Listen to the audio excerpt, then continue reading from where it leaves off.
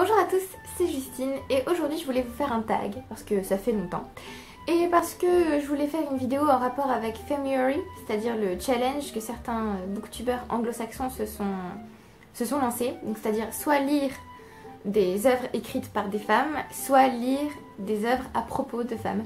Donc je vais un peu participer, du coup je me suis dit que ça pouvait être sympa de faire un tag sur des femmes. J'ai trouvé ce tag sur le blog La Voix du Livre. C'était un tag qui se trouvait sur le site de Pocket Jeunesse sous le titre 100% féminin. Et La Voix du Livre l'a rebaptisé 100% féministe, ce que je trouve aussi mieux, parce que 100% féminin. Il y a 10 questions, donc on va commencer tout de suite. La première question, c'est votre auteur préféré.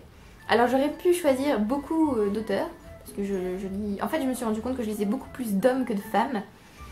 Et pourtant les femmes, enfin les auteurs féminins que je lis, j'aime beaucoup en fait leur écriture, leur façon de présenter leurs personnages et leur histoire. Du coup j'aurais pu en fait parler de beaucoup d'auteurs féminins. Mais j'ai choisi Joyce Carol Oates parce que j'ai tellement aimé ses romans l'année dernière que j'ai choisi de travailler sur elle pour mon mémoire. Voilà. Donc ici on a Belle Fleur, La Légende des Bloodmore et Maudit. Je pense que Joyce Carol Oates a carrément sa place pour ce tag, puisque la plupart de ces personnages sont féminins. Ses romans sont plutôt féministes.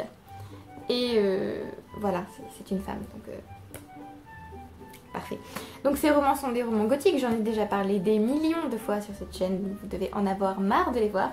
Mais justement, lisez-les, c'est génial. La deuxième question, c'est votre héroïne de roman préférée ou votre héroïne de littéraire préférée, on va dire. J'ai choisi Daenerys puisque depuis que j'ai lu Le Trône de Fer, depuis même le premier tome, j'adore Daenerys. J'adore ce personnage. Alors au début de la série, elle est assez naïve, c'est quand même une enfant de 14 ans. Faut quand même la remettre dans son contexte. Mais ce qui est génial avec ce personnage, c'est son évolution. Puisqu'elle passe d'une gamine, en gros, de 14 ans, qui est vendue par son frère, à une reine quand même. Et une reine... quand même assez badass, assez féroce, assez déterminée. J'aime beaucoup. Elle n'a pas besoin non plus de... Enfin, elle a besoin de conseillers, mais ce n'est pas parce qu'elle a des conseillers qu'elle les écoute. Voilà. Elle devient quand même Khaleesi, reine et mère des dragons. Non négligeable. C'est aussi un personnage très beau, rien que dans la série. Mais alors, Emilia Clarke l'incarne très bien, je trouve. Je trouve qu'elle donne de l'inspiration, qu'elle... Voilà, c'est un modèle. Daenerys est un modèle. Voilà, une femme qui a pris sa vie en main et qui exerce le pouvoir et qui n'a pas besoin d'hommes pour ça. Voilà.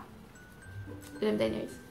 La troisième question, c'est un roman au message féministe. Alors j'aurais pu choisir les œuvres de Joyce Carol Oates, j'aurais aussi pu choisir Le Trône de Fer, puisque quand on arrive dans le 5e tome de la série, on voit quand même que les femmes sont énormément mises en avant. Et même dans la série télé... tous les hommes doivent mourir, oui, mais nous ne sommes pas des hommes. Voilà, donc je trouve quand même qu'il y a un certain message féministe. Mais j'ai choisi de vous parler de l'Odyssée de Pénélope de Margaret Atwood. J'ai lu ce livre il n'y a pas longtemps. Et en fait, oui, c'est quand même... il y a quand même un message féministe, puisqu'on a le point de vue de Pénélope, déjà, sur l'Odyssée de son mari, donc Ulysse. Et ça fait du bien d'avoir un peu un point de vue féminin sur cette histoire. Puisqu'on voit tous les aspects un peu ridicules, toutes les exagérations, tous les embellissements, tout ça. Et ensuite, c'est aussi féministe grâce aux servantes, puisque Ulysse, en rentrant à Ithaque, a fait exécuter les 12 servantes préférées de Pénélope parce qu'elles avaient été violées sans son consentement par des prétendants de Pénélope. Voilà. Et on va dire qu'elle se venge un peu. Donc, je trouve que ce livre a quand même un message féministe et nous met en avant le sexisme de la société grecque et de notre société encore aujourd'hui d'ailleurs. Voilà. La quatrième question, c'est un livre avec une fille ou une femme sur la couverture. Alors j'ai choisi The Constant Princess de Philippa Gregory, qui n'a pas encore été traduit, évidemment. C'est un livre sur Catherine d'Aragon, donc comme je vous l'ai dit il n'y a pas très longtemps, je pense que si ce livre n'a pas été traduit, c'est parce que le deuxième tome, The Overbowling Girl, qui a été traduit par Deux sœurs pour un roi, est plus centré sur Anne Boleyn, qui est un personnage assez scandaleux, et donc qui vend plus entre guillemets, alors qu'ici, j'ai pas envie de dire que c'est une reine sage ou quoi, mais il y a si, il y a un scandale. Mais, enfin, je ne veux pas trop vous en dire au cas où vous voudriez le lire. Mais en gros, on suit Catherine d'Aragon, la première femme d'Henri VIII. Donc on la suit de son enfance en Espagne à son divorce avec le roi. Voilà.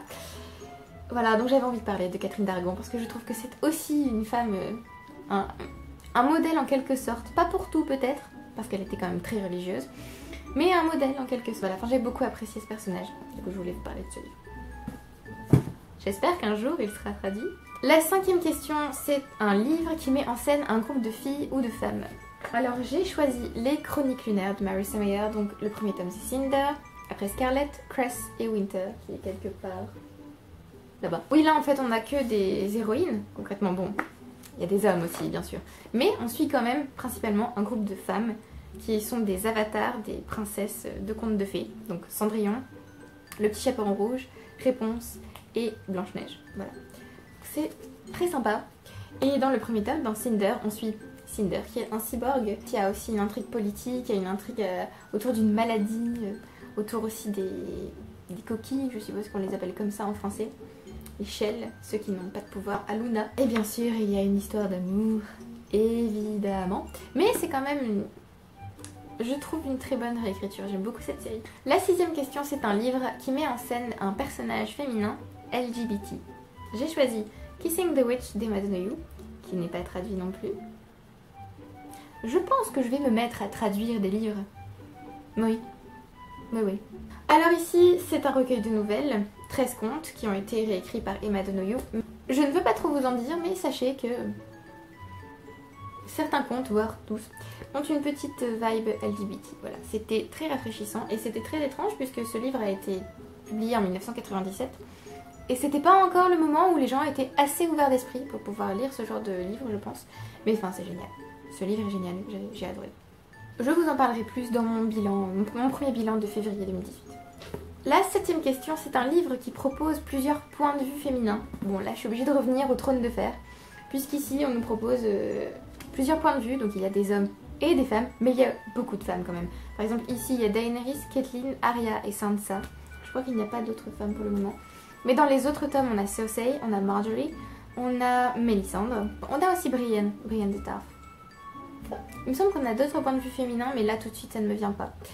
Asha, Yara, en fait elle s'appelle Yara dans les livres et Asha dans la série, je crois. Il me semble, enfin la sœur de Theon en tout cas. J'adore les récits où on a plusieurs points de vue, donc j'ai adoré. Je pense que vous savez maintenant que j'adore le Trône de Fer. 8e question, un livre dans lequel une fille sauve le monde. Alors je vais choisir Les bannis et les proscrits, ici le tome 5, L'étoile de la sorcière de James Clemens. Ce n'est pas un spoil, Elena est censée sauver le monde du début à la fin de la série. Voilà, donc c'est juste que je voulais vous montrer un autre tome que le premier, comme je vous montre toujours le premier. Donc là, et on voit qu'Elena a grandi quand même, hein, et on voit un peu de magie. Voilà, donc dans le premier tome, Elena est chez ses parents. Il me semble qu'elle est dans le verger et elle a ses règles. C'est justement à ce moment-là que son pouvoir se déclenche. Et voilà, c'est à partir de ce moment-là qu'elle doit sauver le monde. Donc je ne vais pas vous dire si elle réussit, hein, je ne voudrais pas vous spoiler. Mais sachez que cette série fantasy est géniale et que j'ai très envie de la relire bientôt. Vraiment, c'est une des meilleures séries fantasy que j'ai jamais lues, je crois. 9e question, quel personnage secondaire féminin avez-vous préféré au héros de son roman? Hermione Granger dans Harry Potter, ça me semble évident, j'ai adoré ce personnage du début à la fin de la série, je me suis beaucoup identifiée à elle. Elle est très intelligente et elle est capable, clairement capable de sauver le monde. Et elle aide quand même beaucoup Harry, il faut reconnaître. Donc j'ai plus apprécié Hermione que Harry. Et voilà. Et je vais bientôt aussi relire cette série. Je me suis beaucoup identifiée à Hermione, puisqu'elle est... déjà, je ne ressemble pas physiquement à Emma Watson, je sais.